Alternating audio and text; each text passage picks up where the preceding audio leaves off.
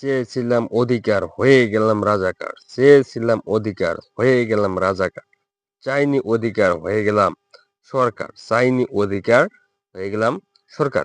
আপনারা জানেন যে গতকাল বাংলাদেশের অন্তর্বর্তীকালীন সরকারের শপথ গ্রহণ অনুষ্ঠানে এবং এখানে ডক্টর ইউনূসকে প্রধান উপদেষ্টা করে ১৭ সদস্য বিশিষ্ট একটা দল গঠন করা হয়। যেখানে সর্বকনিষ্ঠ হিসেবে যোগদান করে আসিফ মাহমুদ, যার বাড়ি হচ্ছে কুমিল্লায়, এবং নাহিদ ইসলাম, যার বাড়ি হচ্ছে ঢাকায়। সর্বকনিষ্ঠ বলার কারণ হচ্ছে কিছুদিন আগেও কিন্তু তারা বৈষম্য বিরুদ্ধে ছাত্র আন্দোলনের কোঠা আন্দোলনে যোগদান করে এবং সেখানে নেতৃত্ব প্রদান করে। কোঠা আন্দোলন আস্তে আস্তে ধীরে ধীরে সরকার পতনের দিকে এগিয়ে যায় এবং সারা বাংলাদেশের সাধারণ মানুষ সেখানে যোগদান করে এবং গণ অভ্যুত্থানের একটা রূপ নেয় এই কোঠা আন্দোলন।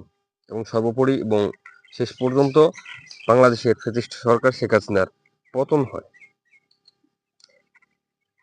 শপথ গ্রহণ অনুষ্ঠানে এই সর্বকনিষ্ঠ আসিফ মাহমুদ আর নাহিদ ইসলাম তারা সেখানে ছিল এবং সেখানে দেশের সকল উচ্চপদস্থ কর্মকর্তার সাথে শপথ গ্রহণ অনুষ্ঠানে শপথ গ্রহণ করে তারা বাংলাদেশের যদি আইন অনুযায়ী হয় তাহলে মন্ত্রীর সমপর্যায়ের পদমর্যাদা অধিকারী হয়ে গেছে। তাদের সম্মান হয়ে গেছে একজন মন্ত্রীর সমান।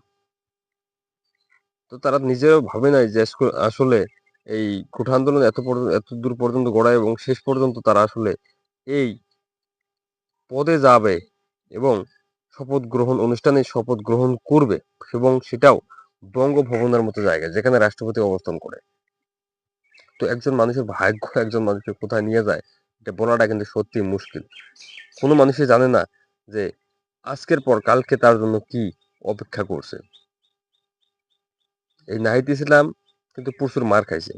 শুধু নাহিদ ইসলাম না, সারা দেশে অসংখ্য ছাত্র জনতার মাঝে আসলে এই গণঅভ্যুত্থানটা ছড়ায় এবং সকল স্তরের সাধারণ মানুষ এবং সকল সাধারণ ছাত্রছাত্রী এই গণঅভ্যুত্থানে অংশ নেওয়ার কারণে অনেকে মারা গেছে, অনেকে বেঁচে আছে। এই বেঁচে যারা আছে তারাও কিন্তু অনেক শাস্তির মুখোমুখি হয়েছে এবং সর্বোপরি তাদের বিজয় হয়েছে। আলহামদুলিল্লাহ, এটা বিজয় হয়েছে, এটা দেশের বিজয়, এটা জনগণের বিজয়, এটা আমাদের রাষ্ট্রীয় বিজয়। আসেন, এই নাহিদ ইসলাম, আসিফ মাহমুদ সহ যত সমন্বয়কারী আছে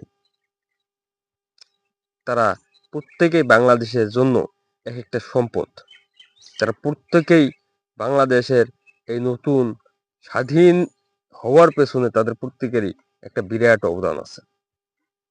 তারা প্রত্যেকেই আমাদের কাছে অনেক সম্মানীয়, তারা আমাদের শ্রদ্ধেয়।